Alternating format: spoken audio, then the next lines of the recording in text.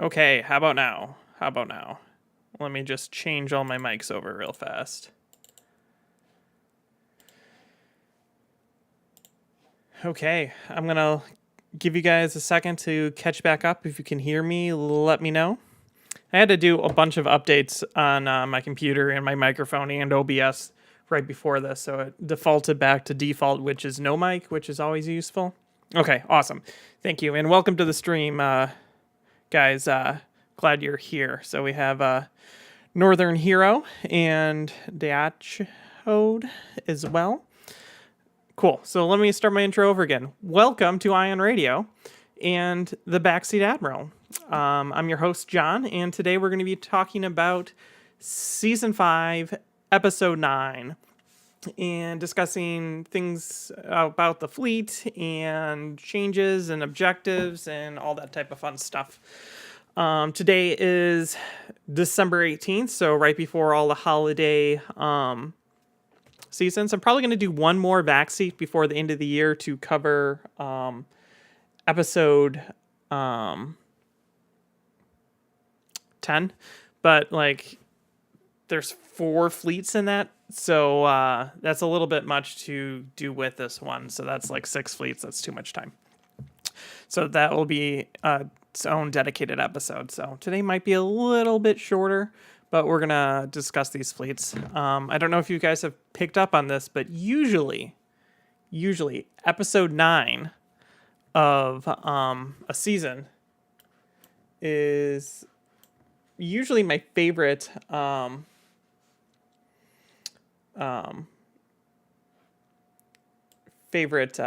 episode for the season. So I like both these fleets.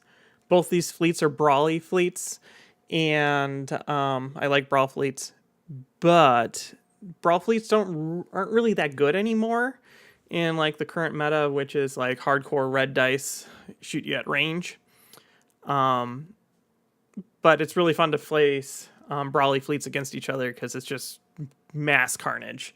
So there's some really cool moments in this game that I want to touch on that Ken and I both really enjoyed, and then changes to some fleets as well. So let's go ahead and dive right on into it.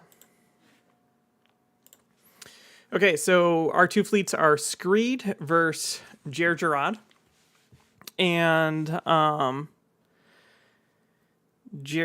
pulling up right now who these fleets were brought to us by. So Screed was brought to us by Mix Sweetie 251, and the Jerry list was brought to us by Corsac 9. We're gonna probably talk about. That is the wrong direction. There we go. The Gergerod list first. I really like this one. It has a heavy squad presence, and then a brawler, and then a flanker, and then a Gazanti that just kind of wants to be in the middle, drawing fire and commanding squadrons. So I like pretty much everything about this list. It is an Imperial Star Destroyer Kuat refit, and it has Moff Gergerod. Moff Gergerod really helps these ships. It's going to help you get into a position to shoot better because you're going to be able to maneuver better with Moff Gergerod. I think this list has a 9-point bid because it wants to be first, because it wants to be able to just charge in there, set up its shot, and then try to jump out without dying. I did part of that really well. The not dying part, though, got to me.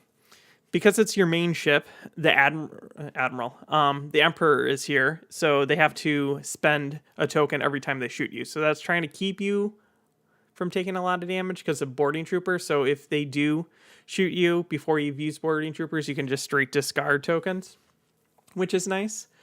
I'm going to talk about boarding troopers more in a second, though. Electronic countermeasures, so you can guarantee use your brace. Leading shots is on here. And external racks. So you have a lot of dice when you use external racks.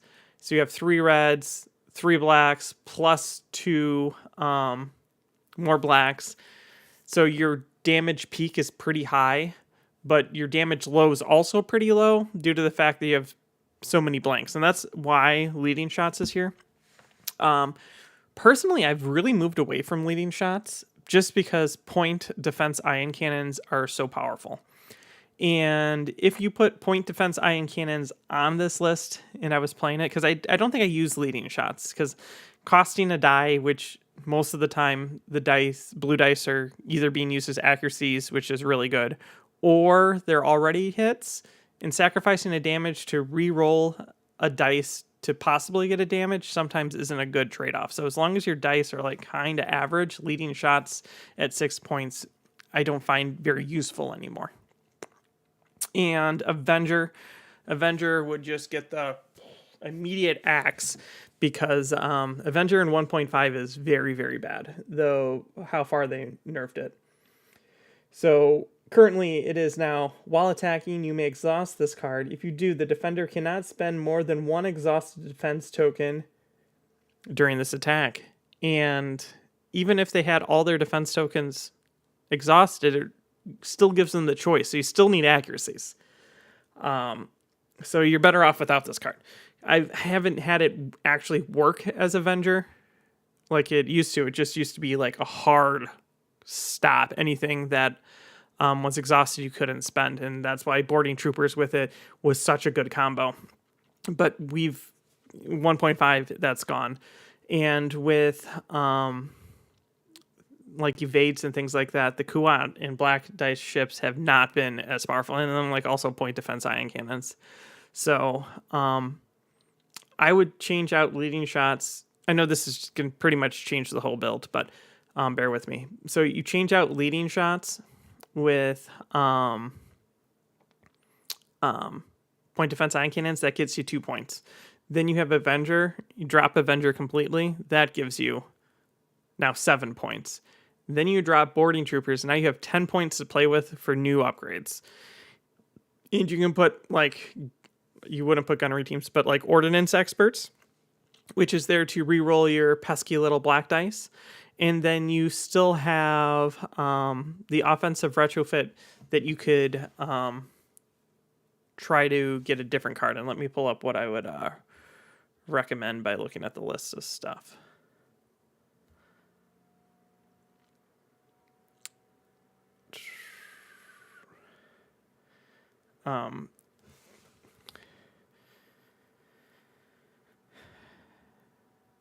See, there's like not very many good. Actually, you have a lot of heavy fighters, and you have a heavy fighter, so maybe advanced transponder. But I would put hardened bulkheads on here, and hardened bulkheads then would allow you to ram yourself in with Deirdre if you really wanted to, and then peace out the next turn.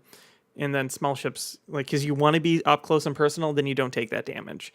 Just as much as I love boarding trooper Avenger shenanigans, it's just not where it is. So that's the big change I would make with this. PDICs instead of leading shots, ordnance experts, and hardened bulkheads, drop Avenger, drop boarding trooper. So you can just really aim in there, use the other player as a stop so you can get into the close range, and then just peace out the next turn. It radically changes the build, but it is what it is. Then you have an Architen's light cruiser, which is Captain Nina, advanced projectors, turbo laser, reroute circuits. I like this ship. I'm starting to get better with Architens, and this is the direction I prefer with it than like a slave turret or anything else. I know for sure Ken loves advanced projectors. It might be his favorite card, so he uses it a lot, and it's really good on the Architens, mainly because it doesn't have a brace and it just has a bunch of redirects. For fighters, there's a whole bunch here. There's Morniki, Darth Vader, Merrick Steele, Colonel Jendon. So most of those are rogue, or 50% of them. So Morniki and Darth Vader are rogue. Steele and Jendon are like a pair, and your Gazanti can command that. And round out the fighters, you have 2 fire sprays. So you can just use Steele and Jendon all by themselves, and the rest of it can just be fire sprays, or you can choose to command a specific squadron at a specific time, kind of like how I was doing, mainly because the objective had extra gore, so I would then move whatever I needed to out of the way, so I wouldn't get Exarchorth killed. So this is a very good list because you have a bunch of fighters, a flanker, and the ISD to crash in, kill something, and run. So I like it. Next fleet. I like this fleet too. This is another take on the brawler type fleet, and it's the type of fleet that I've been experimenting a lot with. Brawly Venators. I'm still not sold on the Venators being better than an ISD 1 still, but you can get so many black dice and so many different like crits and cool stuff going off with it. So let's take a look at this fleet. This fleet I have less that I would say that I would change, mainly because of the commander and how it runs. So you have an Imperial Star Destroyer Kuwat refit. It has Admiral Screed, Ordnance Experts, Electronic Countermeasures, Point Defense Ion Cannons, and Assault Proton Torpedoes. So Admiral Screed guarantees that after you use your Ordnance Expert reroll, that you have a crit. And that's kind of important. Ken didn't get more than 2 of the black crits, but if you are able to get 1 black crit, trade out another dice, and with Screed set another crit, that's guaranteed pretty much to do an Assault Proton Torpedo. It gets past the Point Defense Ion blockade. It gets past most evades unless they're willing to chuck it to try to make you reroll 2. And most people might do that, but if you have them pinned and you like get to go again next turn, like go first, now they don't have an evade. So it's lean, it's mean. This is lean and mean as well. It has a Venator, 2 class Star Destroyer, Ordnance Experts, Electronic Countermeasures, Assault Proton Torpedoes, External Racks, and XI7. So that front, when you do that first roll, it's 2 reds, 2 blues, 2 blacks, plus 2 blacks. Plus you have Ordnance Experts to reroll the blacks. Plus you have Screed to just set that crit. Again, same basic idea with Assault Proton Torpedoes. And you have XI7, so redirects or anything. So you just kind of like laser damage through them. Juicy. I really like multiple ordnance and the XI7s on the Venator too. That's kind of like my go-to build. Like I start there and then move out. I've also seen them as like salvo boats, but you don't really need like the DBY numbers turbo lasers because you have Screed, and Screed's card reads that once per activation, so you can do it on your attack, and then when you're using salvo, you can also use it on the other player's attack because their ship attacking you is during an activation, so you can do it like once per activation even if it's your opponent's turn. So when you use your salvo back, that's just an automatic black double by discarding the red blank, so it's good. Next ship is the classic Gladiator class Star Destroyer, Ordnance Experts, Assault Proton Torpedoes, Demolisher, Screed. It's classic, it's beautiful, it's what it is. 2 fighters, and I think this is mainly just to have some rogues that you don't have to command. So if they don't have fighters, you get a bomb, and if they do have fighters, it's kind of enough to hold them off for a turn to allow your ships to get in there, do their punch damage, and get out. So you have Darth Vader and the TIE Defender and a single Fire Spray 31. So that's it. I'm going to touch on objectives right now because they're actually pretty much the same, which made me kind of laugh. So let me pull up where both fleets are objective-wise. So first I'll talk about the Screed fleet's objectives and why I think they're really good. So advanced gunnery, drop that on the Venator, and now you have a murder machine out the front. Fleet and Bean, and Fleet and Bean's cool because it just keeps your big ships alive better against MSU, because a lot of times I'll trade the 15 points if my ship stays on the table. So like a Star Destroyer has 3 tokens that it can refresh during an attack. Awesome. And if it survives, then I give my opponent 15 points. So this fleet has 3 ships. If you spend all your tokens, you're handing your opponent 45 points. Your goal is to table them. So if you do that, the 45 points really shouldn't matter because it should be like 400 versus something. So I like that. Infested fields, you have the rogues, so you can just do your own thing. The infested fields, you can put Exergoths down and try to kill off the other players' fighters, like Ken was trying to do with me. You should score then a plus 15 points just for nothing for the fleet, just by moving your rogues onto the obstacles. So cool. I like all those. I ended up going with infested fields because it was the best option for me, which ties directly into why I think Corsac 9 should change one of its objectives, but you don't need to do that if you made the changes that I suggested for the fleet.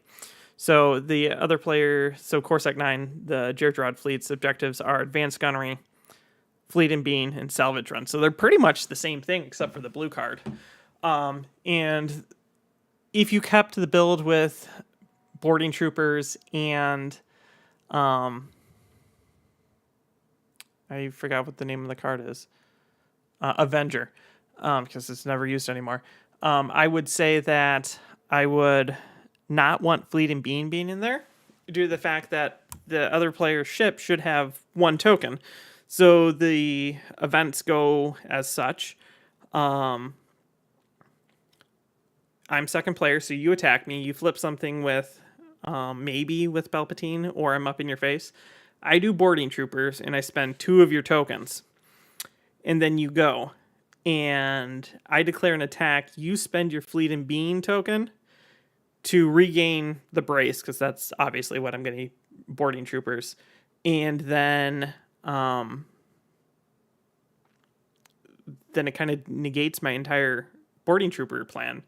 So it doesn't necessarily synergize with this.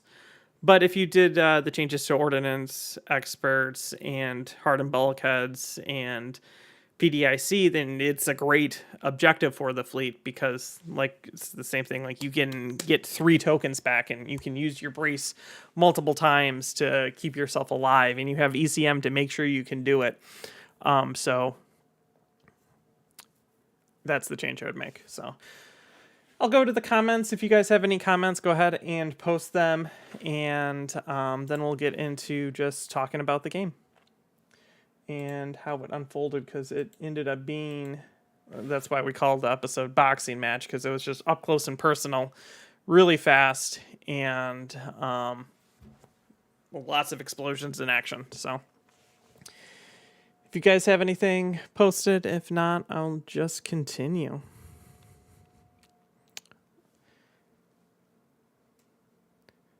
It's always hard when you have a delay, so people listen to me talk, and then they have to type, which takes time.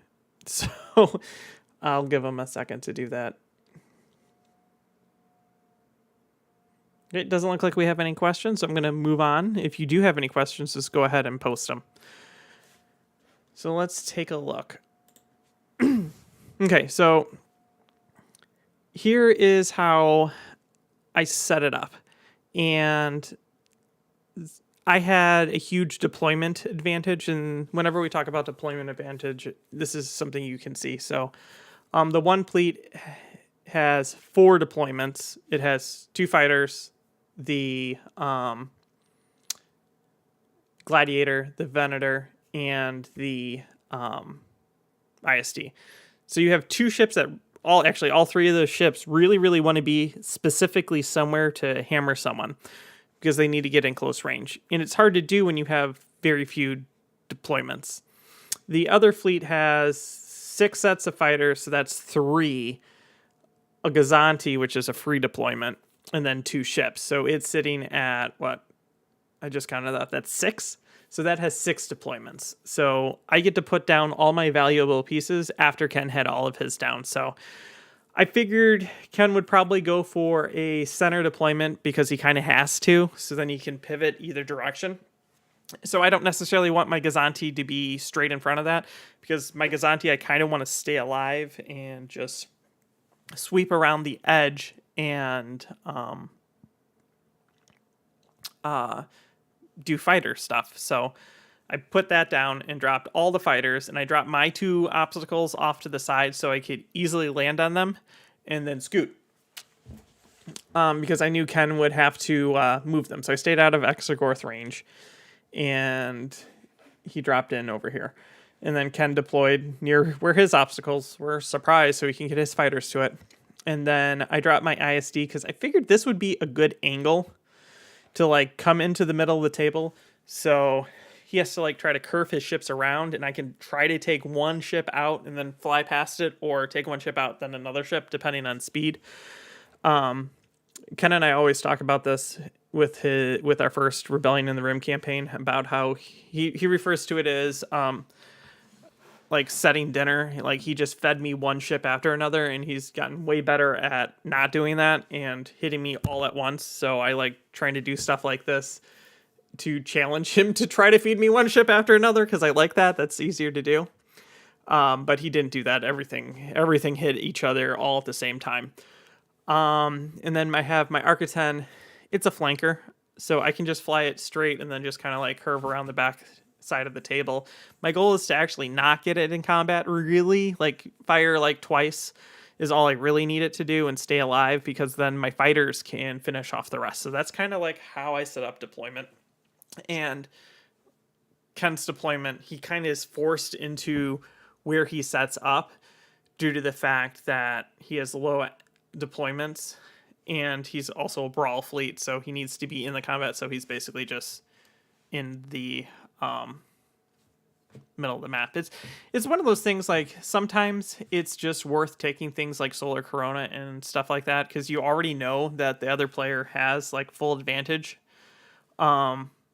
So like, if I look at a fleet and I know that it doesn't matter at all if I try to like place, sneaky in deployments, I'll just take Solar Corona, because the negative side of Solar Corona for me mainly is the other player gets to set up however you want. But if the other player is going to set up however he wants anyway, like, whatever, let's just cut to the chase.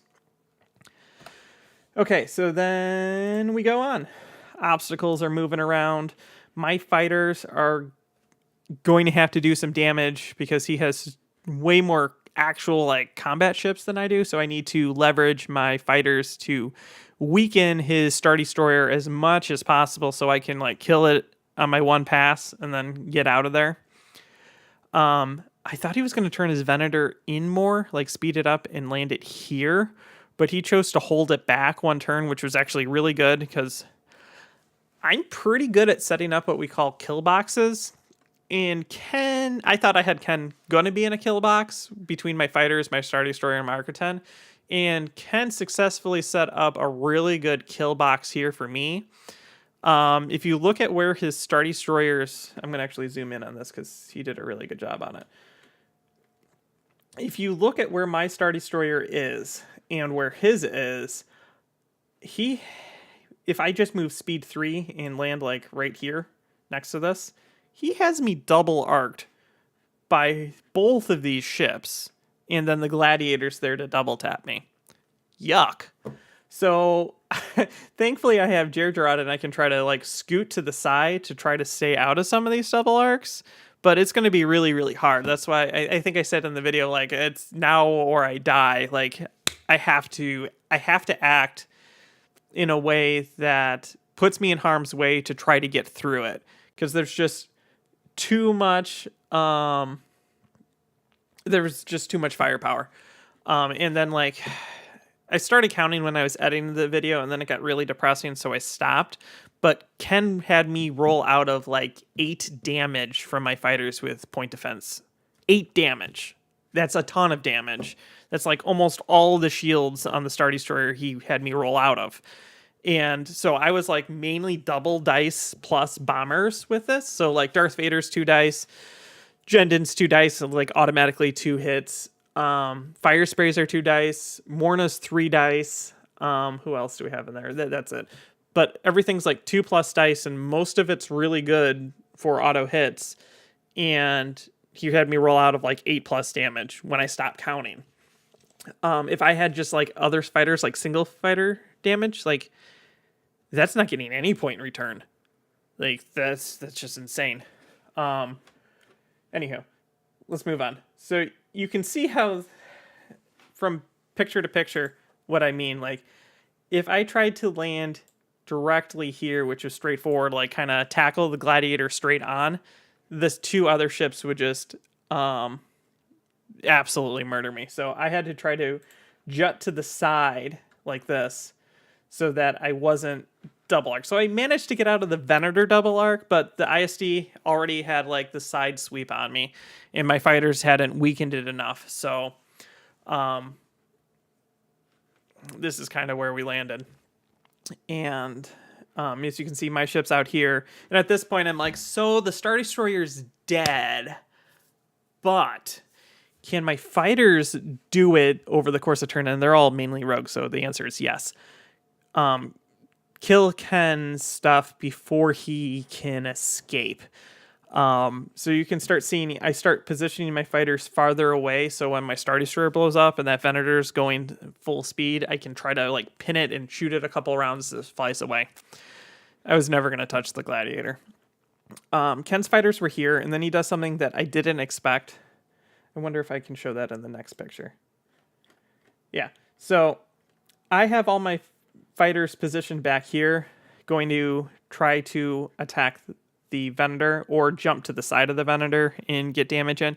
So that forces Ken into a position of, does he stay near the side of the Venator or he jumps into the front of the Venator, which then we have like a fighter skirmish. Then I try to jump as many of my heavy bomber type stuff to the side of his Venator so that I can punch damage in, just because of the damage calculations in my head.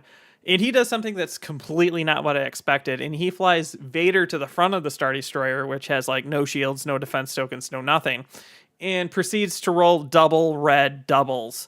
So that's 4 damage. And I'm like, now I'm on 1 health. 1 health, Exorgoths and obstacles moving in front of me, and a Venator with salvo. And I get to attack it with the sides. The likelihood I get in accuracy is very, very low. And it has ECM, so it didn't matter. So, like, I'm dead. Very, very dead. Cool. So this Arc-10, everything now rests on it to stay on the table. And as soon as he flies over here, then everything's into the Venator because it has to die. And if I can get my Gazanti in the way of the Venator, even better. So then it stays in my fighter ball. I'll have to deal with Vader later, but it's whatever. It's just 1 fighter. So then we proceed to both blast each other, and Ken ends up killing me on salvo. It's always a bad time when you have to take your ship off the game board during your turn. It usually is a sign that something went very, very wrong. But trading their flagship with my flagship and then getting the Venator into a place that it was pretty much dead was, I guess, a good trade. Let me pull back out. So we'll go into the next turn, and fighters, Arc-10 and stuff managed to kill the Venator out. So now the Gladiator's out of position. They're actually pretty terrible with maneuvering on Gladiators. Like, they're good on the in, and then they're done. So oddly enough, I think Gergerod would be better with the Gladiator than Screed sometimes, because then at least you can like get it back in combat by doing the really, really hard turns. Fighter ball, Vader's here. Everything's in on Vader because it already killed the fire spray. Try to avoid the Exorgoths, keep it alive. And I think that is where we called the game. Like, everything's not going to run into each other or ever be able to shoot each other meaningfully. Fighters win. So that's it. Let's grab the score. A lot of carnage. So all the large ships died on both sides. So the Kuat, the Venator, Darth Vader, Fire Spray got killed for me. Ken killed the Kuat and a Fire Spray, which actually, it's pretty good because, like, when you look at this fighter ball and you look at this fighter ball 100% is going to kill that fireball or squadron ball, and that's why you bring Exorgarth, because Exorgarth killed and disabled this Fire Spray, so that's less 2 dice that I was able to get into combat all the time. So final score, we had some victory points here and there, but it was 226 to 355, MOV of 109 and 47. And I would probably say this was one of my favorite matches that we played during this season.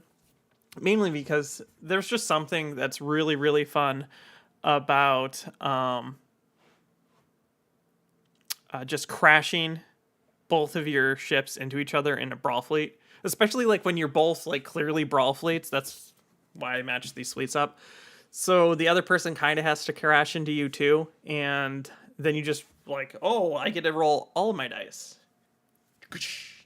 Take 10 points of damage. So you use your bracer and it's 5, then you redirect. Okay, then you hit me and it's like 10 points of damage and an APT, and you're like, oh, okay. Like it's just a lot of fun.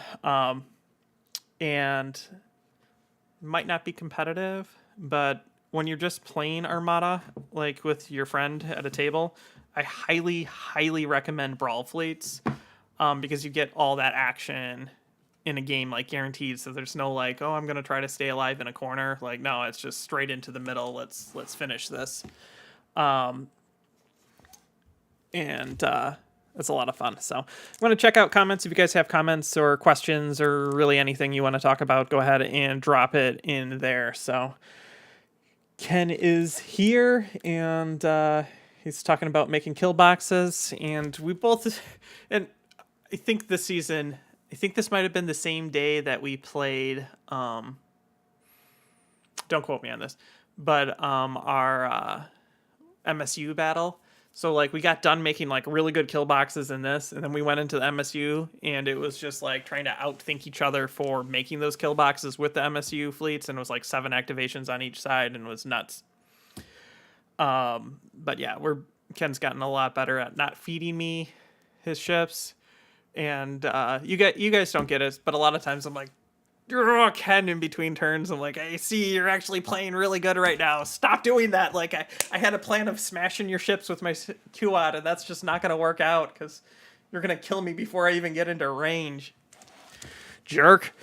But yeah, it was fun. Robert says that PDICs is very strong and annoying. Yeah, I really felt it this game. All the rerolls was brutal. And then I really needed it on my Star Destroyer, because I think his ISD, his Venator for sure, his Gladiator for sure, both got APTs off of me, and I got like projector misaligned, which really didn't help anything. And stuff like that. Like, he only had 1 dice. Like, the dice weren't in his favor, Ken's favor this game. And like, the only crits he was getting was his Screed dice. And if I had PDIC, reroll that, I take that chance every day to reroll that to avoid an APT.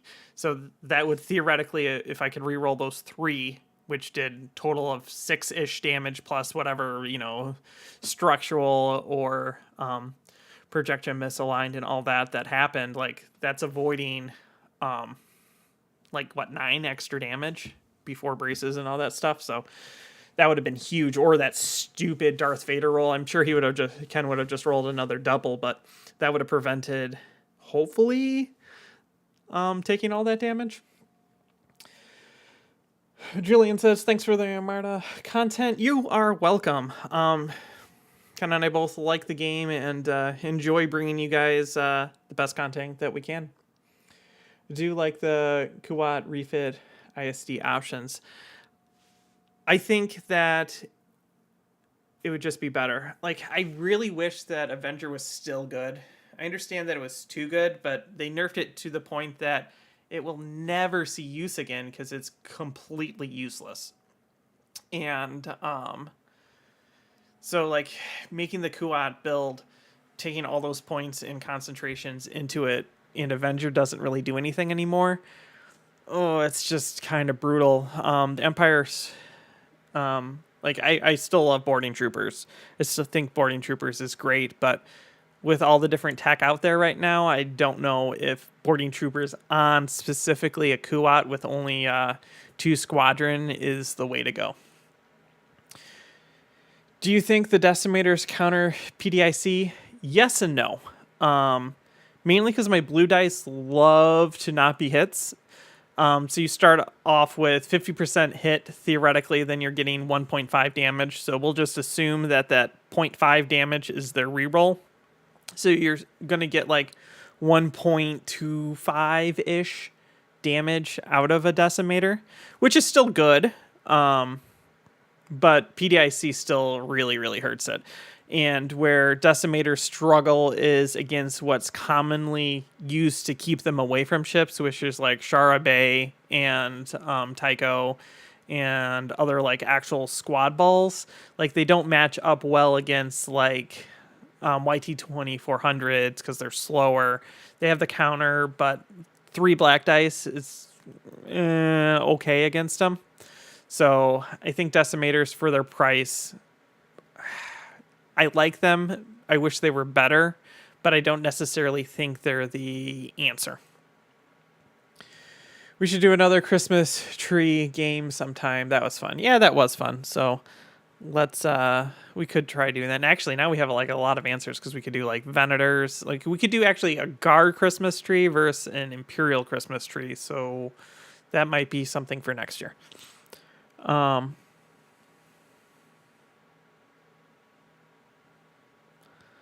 Yeah, we it is funny. Ken and I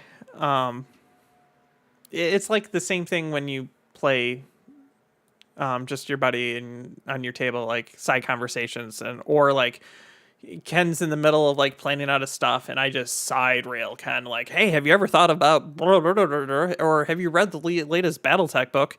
Yeah, I got to this thing and you know this, and then we're just talking about that and it's nothing about the game anymore. We do a lot of that. Or oh, I got a great idea for another thing, and then we have to like, plan through that and talk about that. There's a lot of just side conversations that we edit it all out, and we actually edit out a lot of different stuff. Like sometimes we just won't remember how something works and have to like bust out the. Ken keeps like a printed copy because it's faster to go through than pulling out a laptop of like the erratas and FAQs. So we get the right answer. We'll do that right on the table and then have to like chop that out. So,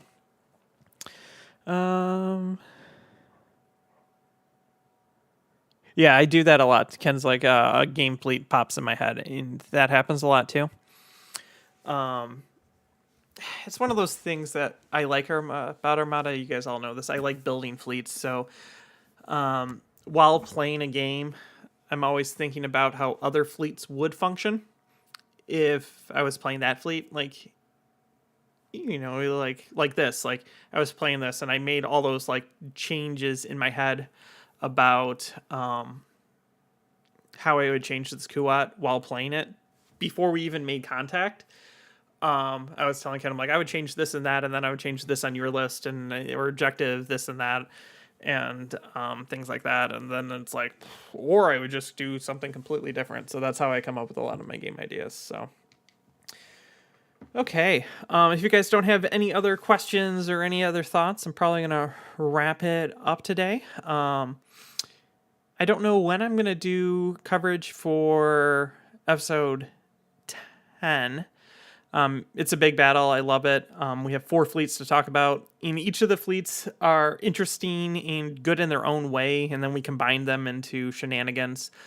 So I have a lot to talk about that match, and Ken and I actually had a lot of like really cool thoughts and ideas from that match, because we spoiler, if you guys haven't watched the episode, you should go back and watch it. We play Blockade Run, and it's like my favorite objective to play for like a sector fleet battle, because it's just like sideways, again, smash your fleets together, and one person's trying to get through, the other person's trying to stop them. There's always lots of carnage. So it's either going to be sometime mid this week or right after Christmas next week, midweek is when I'll do that one. So if I don't talk to you guys before that, Merry Christmas to everyone. Episode 10 was the last official release that we're doing for this year. We like taking the last 2 weeks off of December, mainly just to spend time with family and things like that. And also YouTube views are like, because everyone's spending time with their family. So, yeah. John just focuses on competitive Grievous fleets. No, I wish Grievous was better. I'm just terrible with him. Ken and I have had this conversation a lot, and why I don't like Grievous is I point Fortress a lot, and my goal is to never lose anything. Like, that's the perfect plan when I play Armada, and Grievous is like intentionally trying to kill his stuff off to gain tokens back, and that's just not how I play. I would prefer to be in a better position and not get shot than be in a position to allow something to possibly die to get better. So, like, it's totally... Grievous is not the way I play. I've thought about a lot of Grievous fleets, and that's just something that I haven't been able to do. Blockade run with 800 points is akin to playing 800 points on a 3x3. I mean, you're not wrong. And, like, the part of the table that you land on, it's like usually turn 5 or 6, and it doesn't matter anyway because you're not going to turn around to come get me. So it's, in essence, we just battle over who can move across the 3x3 first. Yeah, he's going to sneak into my house and cough all over my stuff and run away Santa Grievous. So actually, wouldn't Santa be best related to like Radis because he drops stuff off? I think that would be the admiral that's closest to Radis.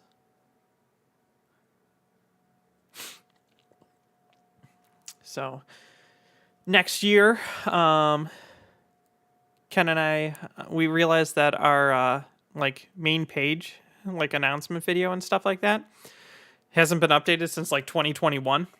So we're gonna have a new like channel announcement update for the next year coming out at the beginning of the year, and make some announcements, make some changes, that type of stuff. So when that drops, that should be like the first week of January, and then after that we'll be kicking off season 6. It's crazy to think we've gone through that many seasons already. And we're going to be returning to Ken and I now flip-flopping which commanders we get. So after seasons 6 and 7, then Ken and I both have played through all the admirals or all the commanders individually over the course of the channel. So then you can have 2 looks at how you could make fleets for any given commander. And we also have just finished gathering up all of the Madness fleets. So we're going to start organizing that. We had a huge turnout. We actually, after Patreon and former winners and things like that put in their lists, we only needed like 4-ish lists. And in less than an hour, we received 30 lists. So there's a lot to sort through to see which lists that are going to make it. So big shout out and thank you to everyone for submitting their lists. So, okay, I'm going to call it here. Thanks for hanging out with me, guys. Hope insights into this. As you can tell, I love Brawler Fleet, so I had a lot of input on how to play them and changes I would make. I like both of the lists, so shout out to Corsac9 and Mix Sweetie for submitting their lists. And if I don't see you again, Merry Christmas, Happy Holidays, and I'll catch you later. This has been Ion Radio, and I'm John.